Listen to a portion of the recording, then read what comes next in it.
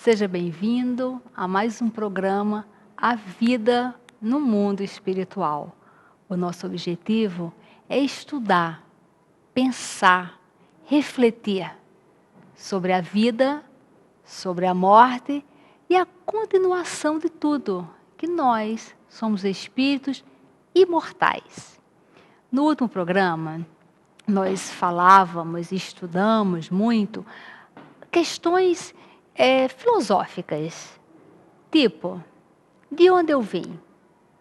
Para onde eu vou? O que eu estou fazendo aqui? Então, dando seguimento a esse raciocínio, que é interessante e muito legal, que a doutrina espírita, ela tem o pilar da filosofia, o pilar da religião e o pilar da ciência. E o pilar da filosofia, que significa filosofia? A vontade de querer estudar, buscar a verdade, questionar, perguntar.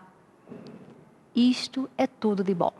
Independente da religião, nós temos que fazer perguntas. E a resposta, ela tem que satisfazer aos nossos anseios, tem que ter bom senso, tem que ter uma lógica. Então, quando pensamos na vida, nesses momentos de dores, nos momentos de aflições, dos nossos desejos, por que uma família é estruturada, por que outra não é, por que eu gosto do fulano, por que o cicrano eu não gosto, e os dois são da mesma família, por que isso? Da onde vem essa memória? Da onde vem essas experiências familiares? E vamos estudar isso e muito mais. Então, esse slide, que é uma grande pergunta. Por que é importante estudarmos sobre o mundo espiritual? Sempre devemos perguntar de onde viemos e para onde vamos. Essas perguntas fazem parte da nossa estrutura espiritual. E o Kardec, no livro O Céu e o Inferno, no capítulo 2, ele fala uma abordagem sobre a preocupação com a morte. Quem de nós gosta de falar sobre a morte? Quem nunca teve uma experiência de muita dor, de muito sofrimento sobre a morte de alguém? Ou algum medo de ter passado por um momento de quase morte?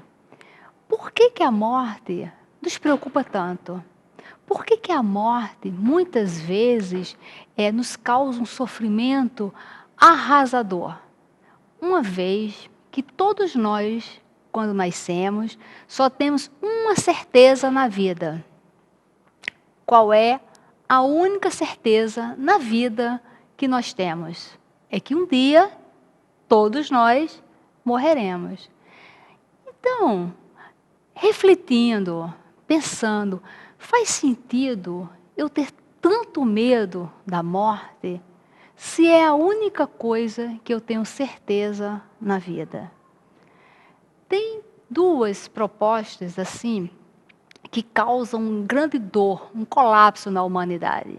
É o materialismo e o determinismo. O materialismo que ensina o quê? Tudo nasce, tudo morre aqui e quando acaba, acabou. Faz sentido para você? E os seus sentimentos? E as suas experiências com seus familiares? E o seu crescimento? As coisas que você registrou, as coisas que você fez, o bem que você gerou, as alegrias, o mal que você fez. Acabou? Acabou? Qual é a responsabilidade disso? Sinceramente, faz sentido? Haveria uma justiça divina onde uma pessoa nasce com grandes coisas legais acontecendo, com a família estruturada, com grandes possibilidades, e uma outra pessoa nasce na mesma cidade, amígua, sem nada, e morre, acabou os dois. Para que eles nasceram? A experiência daquela vida, o que vai fazer com aquela experiência? Então, o materialismo ele é muito cruel e causa um sofrimento muito grande quando pensamos nesse aspecto. O determinismo, onde fala tudo está escrito, tudo acontece porque tem que acontecer. Muitas vezes a gente pode falar, não, olha, deixa a vida me levar. Isso aí está escrito, então não vou me esforçar para mudar. Não. O que a doutrina espírita traz para a gente? Traz esse conhecimento. Quer dizer, não é a doutrina espírita que ensina isso, que traz isso. Essas ideias já existem na humanidade desde sempre. As religiões mais antigas, vamos encontrar nela o quê? A imortalidade da alma. Os antigos, os povos egípcios, os druidas, o pessoal lá de trás, sempre menciona, e isto não é novidade. A doutrina espírita não nos traz esta novidade. Mas, através da doutrina espírita, que tem uma organização de ideias, de perguntas, daí o Livro dos Espíritos, que auxilia cada um de nós aqui a estruturar a mente, estruturar o raciocínio, através da observação da vida, através das suas vivências, e assim compreender a vida, compreender a morte e compreender a imortalidade da alma. Mas a morte, a danada da morte, que muitas vezes nos causa grande dor. Como se relacionar com a morte? Então, no livro Céu e Inferno, que nós estamos vendo, aqui no slide, no capítulo 2, o Kardec fala sobre a preocupação com a morte. Vamos lá, o que ele fala sobre isso? No item 10, ele diz: a doutrina espírita muda completamente a maneira de ver-se o futuro. A vida futura não é mais uma hipótese, mas uma realidade. A situação das almas após a morte não se explica por meio de um sistema, mas com o resultado da observação. O véu é levantado. O mundo espiritual nos aparece em toda a sua realidade viva. Não foram os homens que o descobriram através de uma concepção engenhosa, mas os próprios habitantes desse mundo que nos vieram descrever a sua situação. Ao longo da história, em muitas religiões, quantas pessoas morreram, desencarnaram e vieram dar notícias. Como é que estava, como é que não estava. A história está cheia de casos, e de casos reais. A partir da doutrina espírita, houve uma investigação em muitos desses casos, mas paralela à doutrina espírita e antes dela, muitos casos foram investigados de pessoas que vêm, que dão a notícia e que depois vão investigar, e nessa investigação realmente é comprovado a existência daquela pessoa. Uns anos atrás, nos Estados Unidos, tem um livro e que depois tem um filme também que fala um caso. Não era uma pessoa que não tinha ligação religiosa nenhuma, nem com a doutrina espírita, nem com nenhuma outra religião. E é um menino que, quando ele é pequeno, aos 3 anos de idade mais ou menos, ele começa a ter sonhos sobre uma vida dele. E ele começa a falar sobre guerra, sobre aviões de guerra. Na família desse menino não tinha ninguém ligado à guerra. Absolutamente ninguém. Nenhuma geração foi ligada. E ele abordava e ele falava com o pai, inclusive, o nome de determinados aviões, características de aviões de guerra. E ele começou a falar. E ele começou a falar de um determinado dia da guerra, da Segunda Guerra Mundial.